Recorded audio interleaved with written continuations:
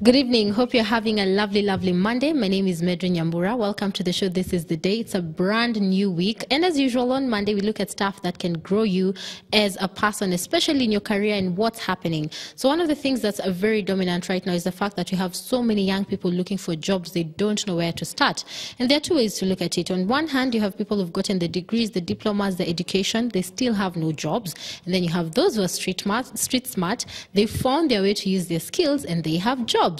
So where are we missing the point? We have one Pauline Kirai there who has a vast experience. I just had a chat with her and I'm thinking, 20, what years? In what exactly?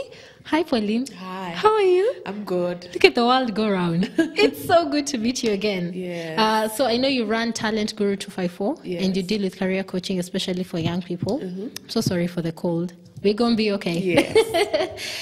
So I wanted to ask you, I think to just start it off, as someone who spent so much time in the HR field, if I came to you, not much education, probably finished at Form 4, but I have 5 years of experience, would you consider me for a job opportunity?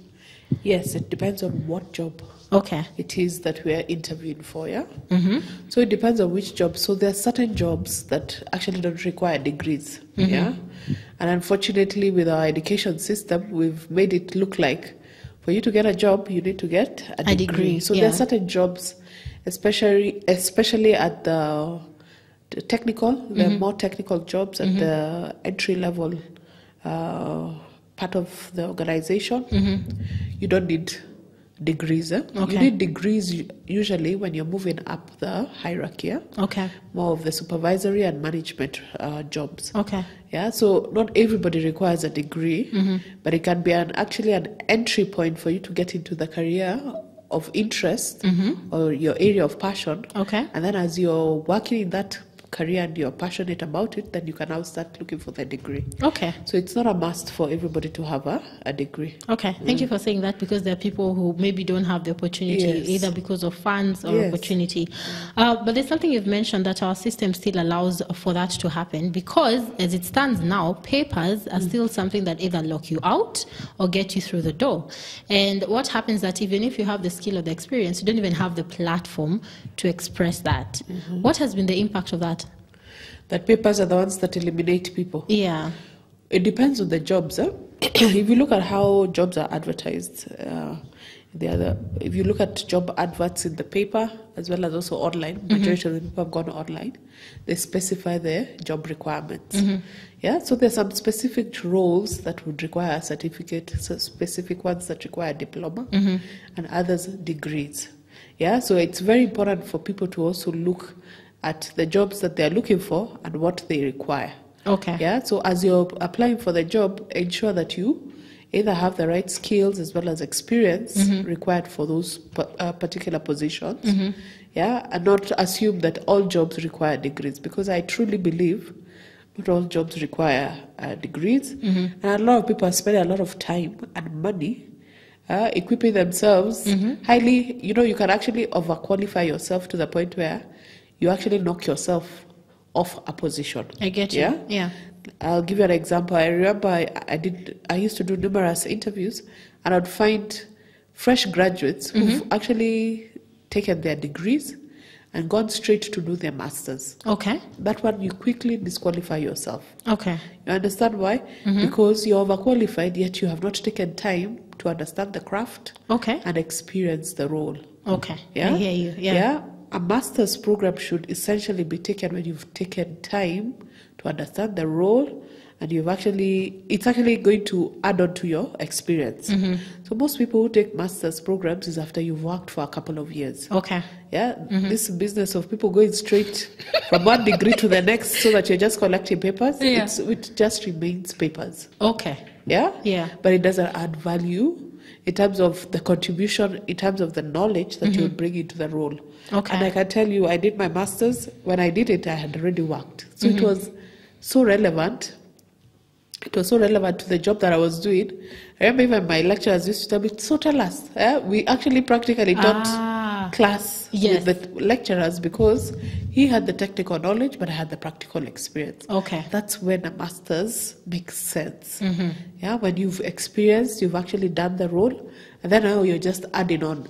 Papers are important because now you're getting the theory and you're getting the background behind why you do certain things. I get you. So you crystallize your practical knowledge with the technical expertise.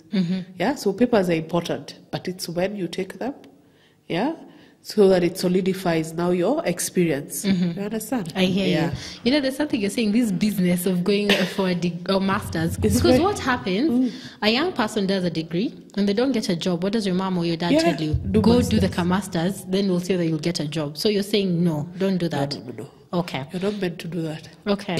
Let me ask this for the person who's looking for a job. When you see their qualifications, and I've done this, I'm a victim of doing this, and you see 5 years experience, I'm thinking, I have a degree, I have 2 years experience. Should I still apply or do I just disqualify myself? Okay, there are various ways you can work on that experience level. Yeah. So you're fresh from school or you're even still in school. What do you do over holidays? Yeah. So you start building on that experience during when you're in school. Yes. Doing volunteerism, doing internships. You can even give your services for free, or even working in school, in church, where if you're pursuing a career in journalism, give your services for free. You understand? Yes. That's how you build on your experience. Okay. So, majority of, unfortunately, graduates wait to finish school then to look for their experience. Yeah. But I'll tell you, the key differentiator, because now a degree is common to everybody. That's true. Yeah. So how else do you differentiate yourself? You'll differentiate yourself by now bringing in those extra experiences, the internships, the volunteerism, the projects, community projects you've brought in. That's how you build onto your experience level. Okay. And now that's what will differentiate you. That's what also demonstrates what you're passionate about. Yeah, so you can't tell me you're passionate about something and then you're coming with nothing. Eh? You've done nothing, you've never volunteered, you've just been sitting in the house waiting for a miracle. No. Even God helps those who help themselves. Yeah, so you have to do something. Yeah. So there's so many places that require your skill and you don't have to charge for it initially. Yes. Yeah, give it out for free and eventually you will get paid for it. Okay. Do you know why I'm laughing? I'm thinking of all the CVs you have read from people who want to join all the media industry. Now, I was watching a video by one of the teachers from the University of Michigan, and he was saying there's a problem because people think knowledge is skill. You think if you can Google something, you can actually do it. Yes. What are your thoughts now that you've interacted with so many young people?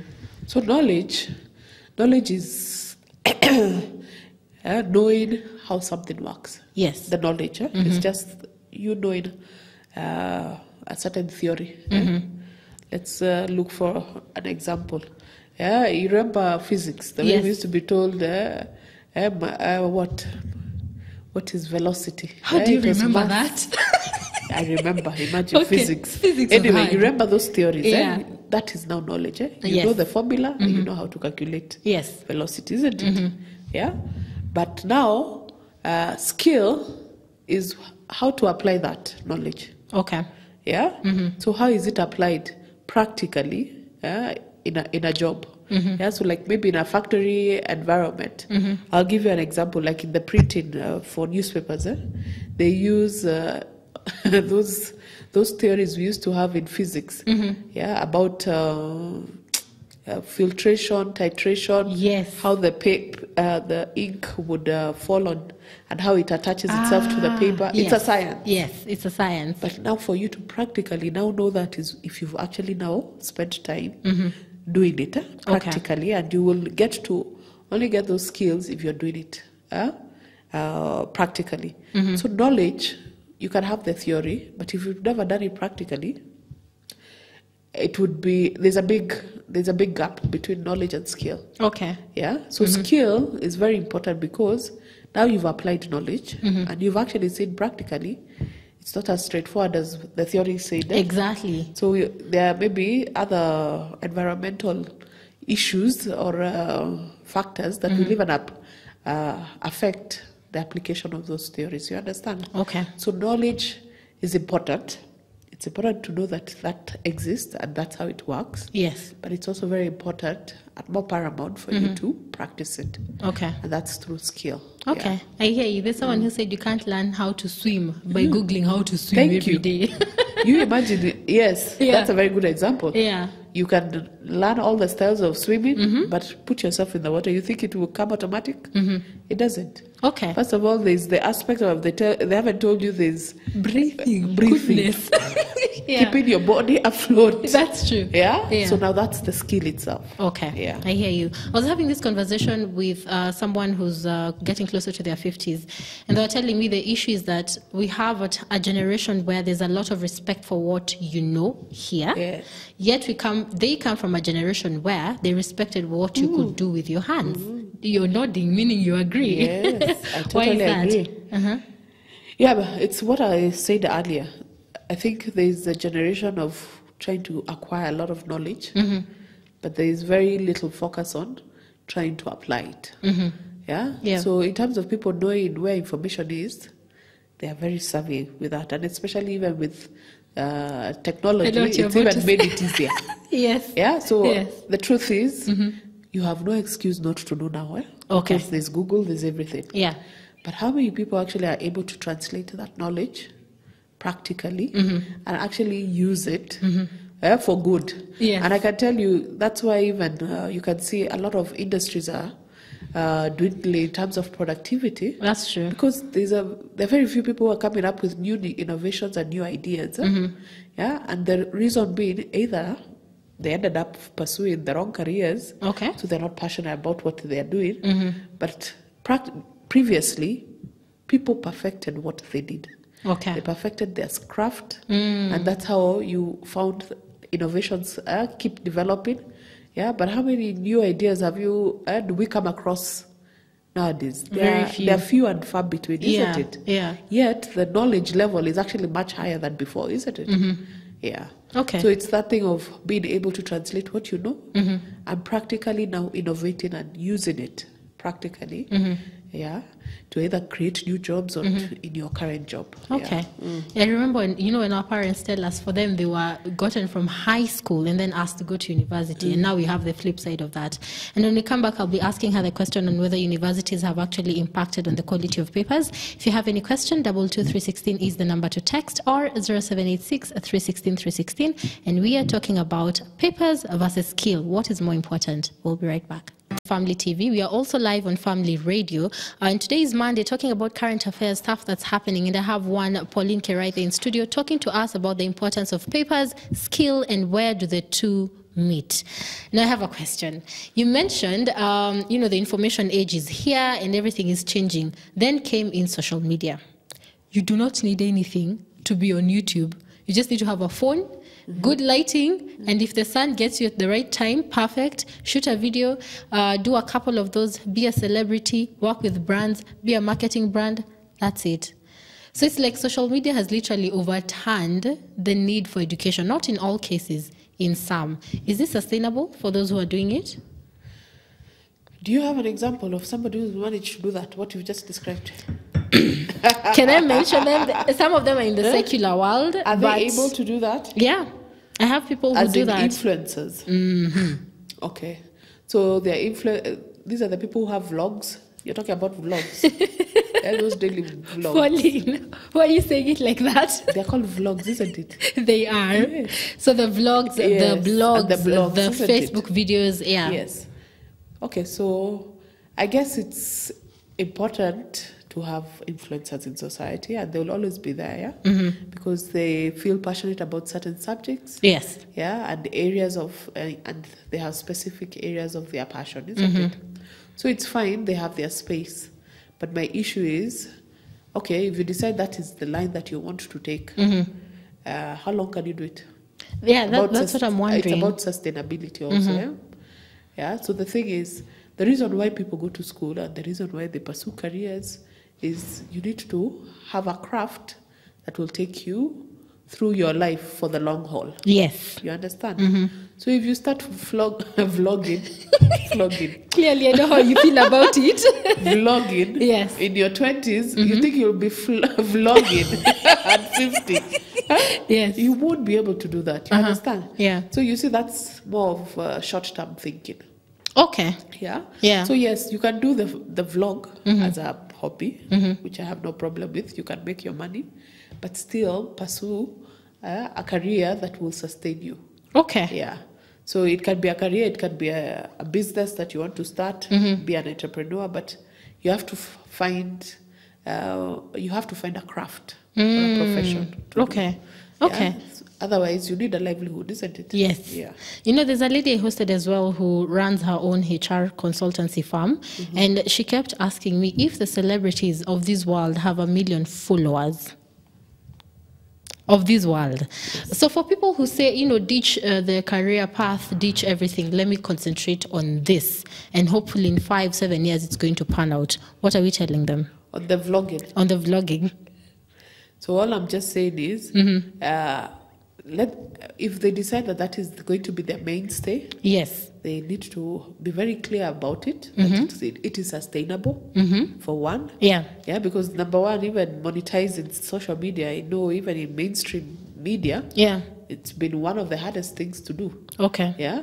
So you can be used as an influencer to push content and products to your followers. Yes. But how sustainable is it?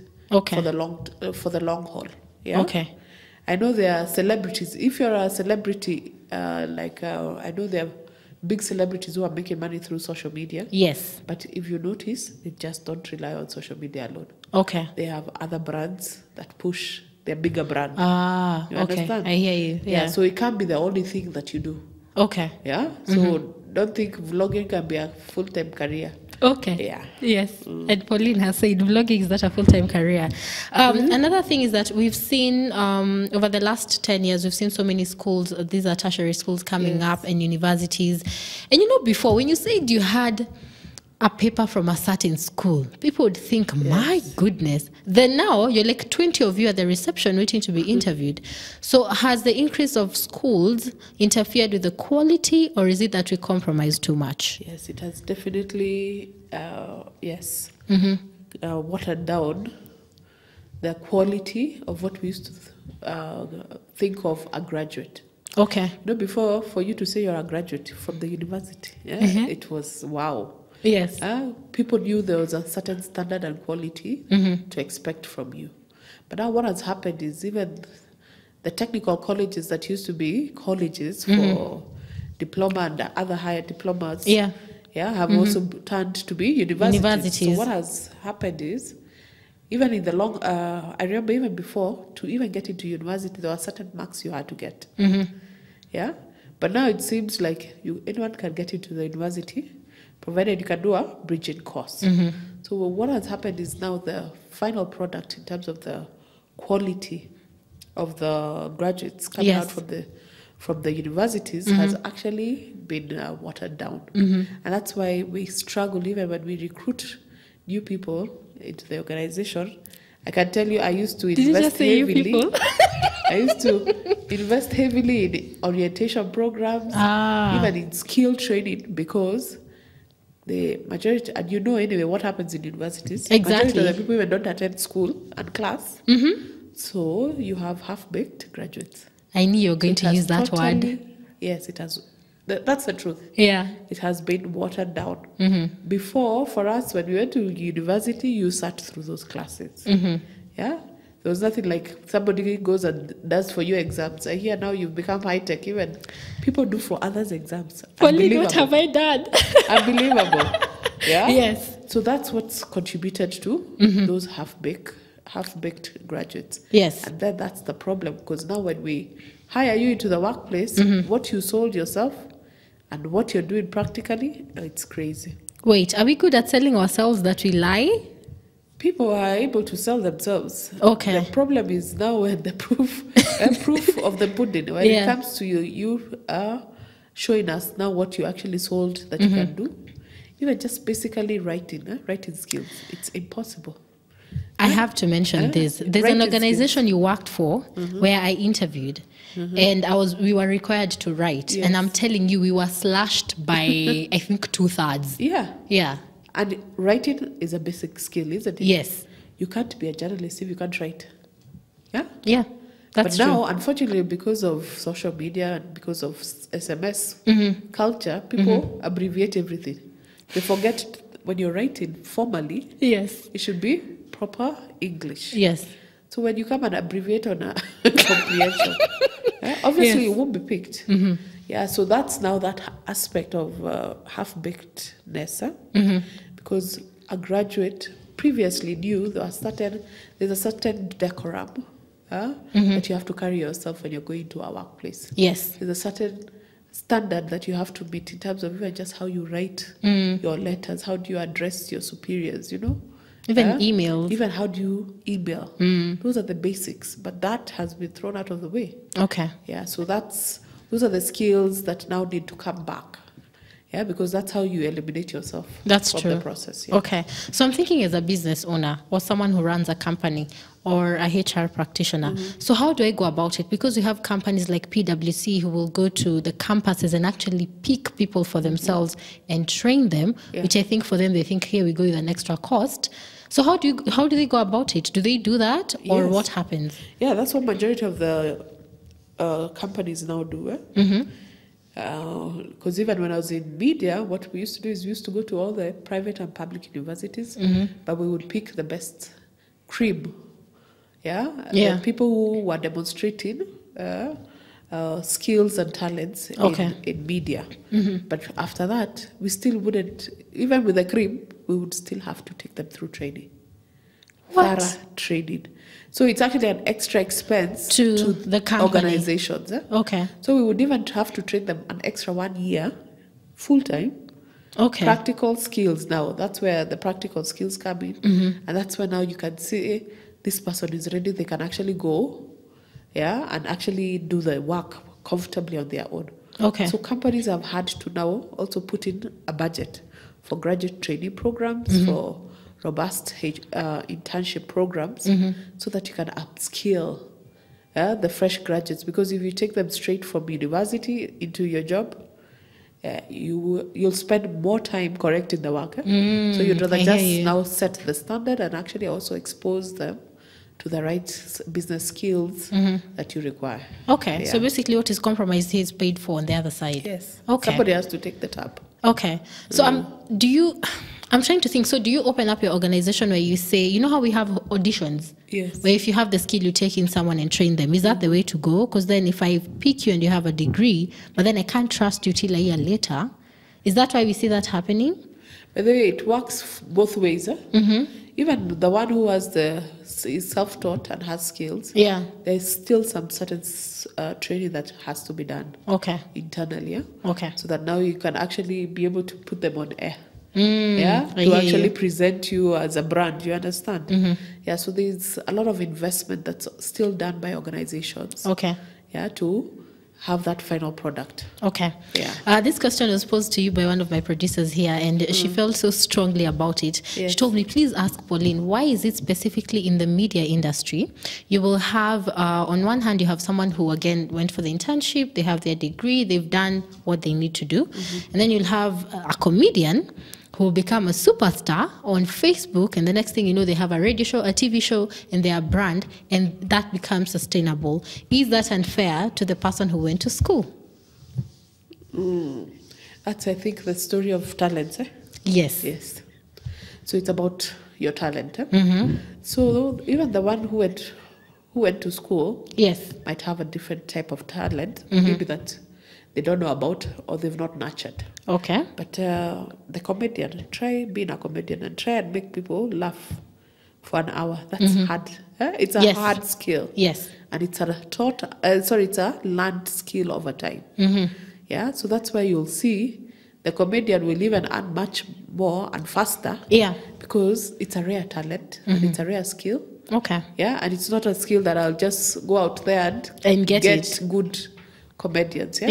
So there's a premium on certain jobs. There will be a premium that will be paid for certain jobs because of the uniqueness of the skill, how the availability of the skill in the market, yeah, and then also just how the person has packaged themselves. Look at Churchill.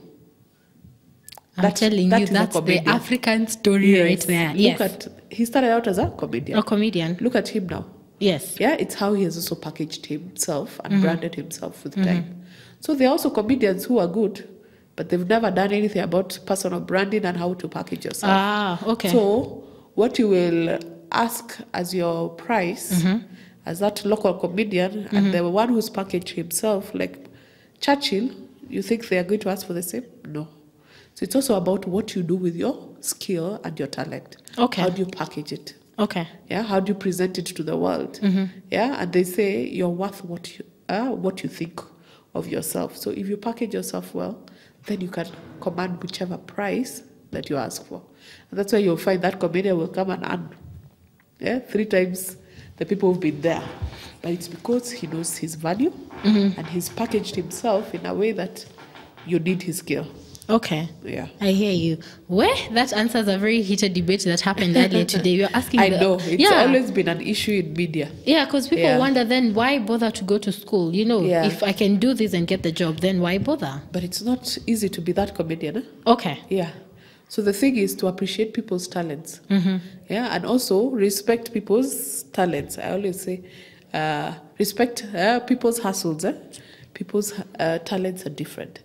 Try being that comedian for an hour. It is impossible if you're not gifted in it. I hear you. Yeah. And also, it takes a lot of research. It takes a lot of wit. They're not. For you to be a comedian, it's not just to make people laugh. You have to be upstairs. Smart. Yeah. Yeah. So it's not as easy as many people think. Okay. Yeah. So there's a premium to it. Okay. She's watching, so I'm sure her question has been answered. Yes. There's something else that you're very insistent about, getting the skill afterwards. And you mentioned the thing of getting a master's immediately.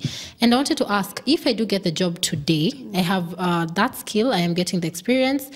After how long should I even upgrade? Should I even upgrade is the question. No, depending on the career you are in, it's important at some point to upgrade your skills. Okay. Yeah, because when we did our undergraduate degrees, for me, I took my undergraduate degree as the degree that opened up my mind, opened up my thinking. Okay. Yeah. Just exposes you. That's why you can see majority of the people don't even do what they study in their first degree. That's so true. Yeah? But you're versatile in terms of your skills are versatile. So what it did, it opened up your thinking process, to give you critical thinking skills.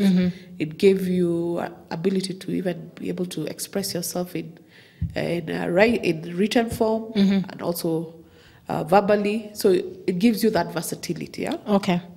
So for me, I call the first degree just a basic degree. Okay. To just open up your mind. But your master's degree is now where you actually decide this is the area I want to specialize in, and this is where I found my passion, and I want to upskill my skills in this area. Okay. And so that's where a master's is important, because now that's where specialization comes in. Yeah. And if you decide that you want to take it into a PhD level, now that's when now we know you've specialized completely. Okay. Yeah. So your first degree might not be where you will specialize in. Yep. But your master's gives you now the opportunity to specialize. And it's important. So for you to become an authority in any area, especially after working a couple of years, it's important for you to also now crystallize that experience by also getting out there your tertiary skills, that's your master's qualifications, for you to become an authority in an area. Okay. So you wouldn't want to work in a certain area, a field for 20 years, and you don't have the skills for it. Okay. So anytime you stand up, people will be questioning, is she qualified in that area? No. So don't give people, I always tell people, the qualification bit is the easiest bit for you to sort. Ah, okay. Yeah? That one, going to school should be the easier bit, especially when you start working to sort. Okay. Yeah, let people question your experience level, but let people never ever question your qualifications. I get you. So that one you can always now get with time once you start working. Okay. So the right time is usually when you've experienced the career, you're clear about the area you want to specialize. So usually clarity comes in about 5 years, 5 to 7 years when you've started working. Yeah. Yeah, from the 5th to 7th year now you can start specializing and doing your master's program. Okay. Yeah. I hear you. I'm sure there's so many people who are thinking of their masters. And I can tell you, when you do it at that point, yeah, it comes alive. Everything you're doing, yes, you're doing it in the office. Oh. So it's not theories. You okay, actually practically apply it in the office. And that's why you need to wait. Don't rush to get the skill, because what you'll do is you'll just get theories and a paper. But if you do it when you're practically doing the job, your productivity, innovation will just shoot up, because you're directly using the skills at your place of work. Yeah. Okay. So that's why it's important to wait. Okay. I was saying there's someone who's probably planning to go for their masters and they're thinking, maybe not. No, experience first. Get the job, do the experience. With time, now do the masters. Okay. And you know, we are very used to the traditional way of school where you go to university. Then came the online classes. I'll be asking Pauline's opinion on the same, but live on Family TV, also live on Family Radio. And I'm telling you, Pauline is the person you need for your life before you decide what your next career move is. And today we are talking about papers versus skill. What do you need? And we've sort of, gone into even experience. And we were talking off air about online classes, online courses. Because you might get your degree, your parents paid for it, you don't have money to go for your master's, or again, you're still in the interim where you're getting the experience. Just talk to us about the importance of the online classes that we have. Yeah. So the beauty about technology, it has brought for us everyone, all celebrities to our fingertips. That's true. Yeah. Yeah, and actually there is one course that I'm very passionate about, which is social media. Okay. Yeah, because I think people think that social media is a very bad thing. Majority of the people think it's a bad thing. People waste time. Yes. But it's a tool that you can actually use to your advantage. So a lot of key people who are masters or experts in their areas have actually gone online and started master classes. That's true. So if you want to become the best chef, who do you go to? Gordon Ramsay. Gordon Ramsay. Yes. If you want to become a good script writer, who has started? There's Shonda Rhimes. Yeah. Isn't it? Yeah. So there are a lot of master classes that are actually going on right now. Yes. And they are at a subsidized rate. Even some you can even get for free. Yeah, because they even do promotions online. You can even get a lot of the courses for free or highly subsidized. Yeah. The best way, and that's another way of also learning, is where you role model experts or people you admire. Okay. Yeah, so this is actually now an online way of role modeling, understanding how they think and how they perfected their craft. Yeah, because if you learn from others who've been there before you, you don't need to make the same mistakes they made. Exactly. Yeah? Yeah. So social media and technology can be used to your advantage in actually building your craft and developing yourself before you even now can save up to get the money for the big master's program. I agree. Yeah, because masters, you need at least $500,000, isn't it? Yes. Yeah. So before you can be able to acquire that money, you can start doing these other small personal development courses. Okay. So a lot of the experts are already online. They are doing those courses. But even a lot of online universities also have online courses. So you can do the short programs. So for me, as a rule, for myself, and even when I was in mainstream corporate, what I always do to date is I develop myself every year. So I always take a personal development course. It might not be... It doesn't have to be a degree. You know, I think Kenyans think if I'm not getting a certificate, a degree, or a master's, then I would go to class. Make sure every year you're perfecting your craft. Okay. Even if it's a 2-day course, of an element of your craft, make sure you're perfecting your craft. Because there's a principle, that was coined a while back for me, which highly resonates to me and how I look at careers, is you cannot become an expert if you've not perfected and acquired skills and knowledge in your career area. So they say you have to do your time And you have to do your is time. you have to do 10,000 hours before we can consider you an expert in whichever craft that you're looking at. Yeah. And 10,000 hours is equivalent to 10 years. What? And 10 years is not sitting doing the same job. Yes. It's 10 years of gaining new skills, exposing yourself to new exposure. So if like you're in media, you can actually also expose yourself to filmmaking. Yeah, you can go for a short class in storytelling skills, public speaking. You understand? Yes. All those are still interrelated to journalism. You're perfecting your craft, so that by the time you're taking your master's, you've perfected in all areas. So guess what? If a job opportunity comes up for looking for somebody who requires journalism skills as well as filmmaking, who do you think like a will producer? who will stand that chance? Okay. To be you. Okay. So always look at your career and look at what are the interrelated skills required. Okay. And then ensure that you get all those skills. Those are the short courses you do as you're building up to do the bigger programs. I like what you said. We are so focused on I want a certificate, and you forget it's all here. Yeah. Okay. There's someone who sent in feedback. You're saying, hi, loving the conversation. I think the problem with us millennials, I like that you said us millennials, is that we don't want to start at the bottom, at the entry level, because the salary figure is not what we had in mind. So the logic is to do a master's so as to qualify for a better paying job immediately. Please comment. Pauline, this is yours. So, as I said, irrespective of the fact that you have the master's and you have no experience, you will still start at the bottom. Which makes you feel worse, though, right? Yes, because what you did is you actually now are trying. Actually, it will even work to your disadvantage. Sometimes I've even come across people who have a master's but they don't even declare it. Reason being, it works against you because you've overqualified yourself.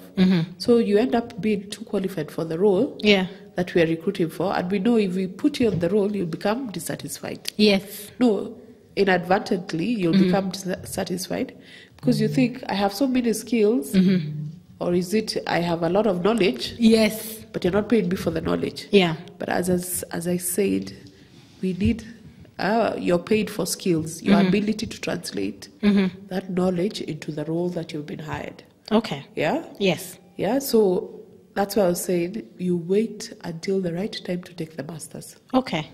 Yeah? And for the millennials, it's important for them to also know you have to do your time. Actually, let me tell you the beauty of starting from the bottom. And maybe that's what we need to tell them. Exactly. Let me tell you, for me, I started from the bottom. And I can tell you the beauty of starting at the bottom is when you're at the top, nobody will ever try and cheat you about what happens at the bottom. Okay. Reason being, you've been through the bottom. So I remember even when I used to be at the top, I used to tell guys, don't do that. Then they would insist. So sometimes I would let them. Because sometimes you also have to allow your team to also learn from their own mistakes. Yes. And then they would go and they would find exactly what I had told them. You understand? Yeah. So the beauty about starting from the bottom is that you know your craft properly and you earn your confidence at the top because you've done it all. Okay. But the problem is people who've done shortcuts, when you get to the top, it is impossible for you to stay at the top because you're questioned. It's like a house. It's about the foundation. The bottom is the foundation. You have to spend time at the bottom. You have to perfect your skill at the bottom first before you start thinking of rising. Because even when you're rising there, at the top it is hot. So you better have perfected those skills at the bottom because that one will be automatic for you. I get you. Yeah. Yeah. And also it allows for you to make mistakes. If you're down there, no one is... Yeah. That time we are more accommodating for you to make mistakes. Yes. But at the top, no one has time for you to make mistakes. Yeah. I get you. Have perfected the craft. Okay. There's someone who's asking the question. Anne from Thika. Hi, Anne. She's asking, at what point in my career should I do my PhD? Maybe the question should even be, what's the use of the PhD? What do you tell her? Yes, so if you want to do a PhD, not unless you actually want to take the teaching line. Okay. Yes. So if that's your career path and you are clear about it, so as I've said, please ensure you have a lot of experience before you get to the PhD level. Okay. So please make sure it's not about the papers. It's about the experience and contribution. Okay. That's the other key thing. I tell people, even when you get a job at the lowest level, ensure that there's contribution. There's something you've contributed and something you've done differently at whichever role and whichever stage of your career. That's how people are able to move from one level to the next. That's how people get promoted, by doing tangible things with every career opportunity. So the same thing with education. When you have your degree, what did you achieve? What were you able to contribute for the organization you are working for? At master's level, what were you able to do? Before you say that you can now want to qualify to move to a PhD. Yeah. But don't do a PhD so that you just call a doctor for the sake of being called a doctor. Yeah. Acquire knowledge so that it can be used for you to contribute to society. Okay. Yeah. You've given us so much clarity. Yeah. Maybe as we close, we have about a minute. As we close, what do you tell the people who have access to education and they probably don't want to do it, and there's been an issue of the gap year where you allow someone after Form 4, give them the gap year to figure it out. Yeah. Maybe as we close, is that something parents should consider? I actually think so. I truly believe that also the rushing of from school, you're pushed into something else. No. Okay. Actually, 1 year is very important. Let them, first of all, even just rest to begin with. Expose them to, there are many youth programs now coming up. Yes. Expose them to all those youth programs. If they are interested in like 3 career paths, at least take them even for career coaching, because now that's what I do right now, career coaching. We help you now even get to narrow it down to at least 3 careers that you will be good at. Yes. Yeah, based on your personality. It's a very scientific process so that we do not make mistakes, expose them to such things so that by the time they are choosing a career, they're crystal clear on this is what I want. So they've experimented, they've even done some internships, they've volunteered. So they kind of have an idea of what that career entails so that by the time now they settle, this is what I want. You will not have a child coming back to you here's your degree, telling you I don't want. Yeah. You will hold them now accountable because you give them time, you expose them, they made a rational decision, that this is now the reason why I'm taking this career path, and then now you hold them. Because the other thing is, once you make a decision, we hold you also accountable to finish it to the end. That's true. Because I hear a lot of people now, when they're finishing university, they bring back the degree and they tell their dad, okay, you wanted me to be a lawyer, there is the degree, but I'm not going to be a lawyer. A lawyer, yeah. Why waste 5 years? And all that money. And the money. And you've done nothing with it. Okay. Yeah? So that gap here is important. It is very important. And parents need to actually expose their kids through experiences, expose them to these short courses and career coaching, and provided they are now clear and they get that clarity, now support them in their area of passion. Even if it comes out as music, because I know many parents don't want to hear that. or acting. Or even if it is to be a chef, just support them. Because that's their area of passion. Okay. Yeah, because passion is what makes people great. Like in Steve Jobs, it's because of passion. Passion. Yeah? So you have to ensure that they find their area of passion. Yeah? And if you don't invest in that 1 year gap for them to do that, it's a hit or miss. Okay. Thank you so much. We have to wind up. I actually think you are in your field, you're in your purpose, so keep doing what you're doing through your company. So you know what they say, when you know better, you do better. I think the biggest lesson for us today is knowledge is power, but the skill is the ultimate power. So take that into the new week and make proper decisions for your career, and I wish you all the best. Thank you for watching the show. I will be live tomorrow from 4 to 7. My name is Medrin Nyambura. Have a good night.